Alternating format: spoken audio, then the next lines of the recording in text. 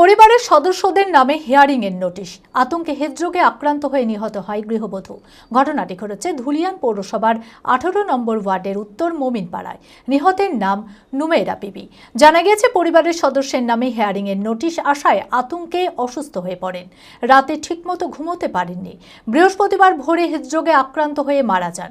পরিবারের দাবি, এসআইআর আতঙ্কে মারা গিয়েছেন নুমেরা বিবি। ঘটনাকে কেন্দ্র করে চাঞ্চল্য ছড়িয়েছে এলাকায়। মানসিক স্বাস্থ্যের জন্য সবার আগে যে নামটি মনে ভেসে ওঠে, সুস্থ মনের ঠিকানা মনোবীক্ষণ।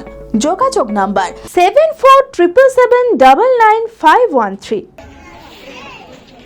ধুলিয়ান পৌরসভার 18 নম্বর ওয়ার্ডের উত্তর মোমিনপাড়ার বাসিন্দা বছর 55 নুমেরা বিবি। পরিবারের স্বামী, 4 মেয়ে ও 3 ছেলে রয়েছে। জানা গিয়েছে সব নথিপত্র ঠিক থাকলেও দুদিন আগে পরিবারের সদস্যদের নামে হিয়ারিং এর নোটিশ আসে।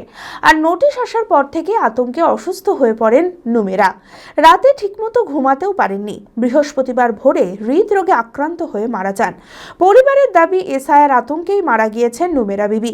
ঘটনাকে কেন্দ্র করে চাঞ্চল্য ছড়িয়েছে এলাকায়। তবে এইভাবে এসআইআর আতঙ্কে এত হয়রানি একের পর এক ঘটেই চলেছে মৃত্যুর ঘটনা। ক্ষোভ প্রকাশ করেছে এলাকাবাসীরা। গত দুদিন আগে এসআইআর নোটিশ এসেছিল হঠাৎ করে। তার মধ্যে রাত্রে কালকে নোটিশগুলো তোমার সব জিনিস লাগে। তার ছেলের দুই ছেলের নাম এসছে। বাড়ির যতজন তার সবগুলো নাম এসছে।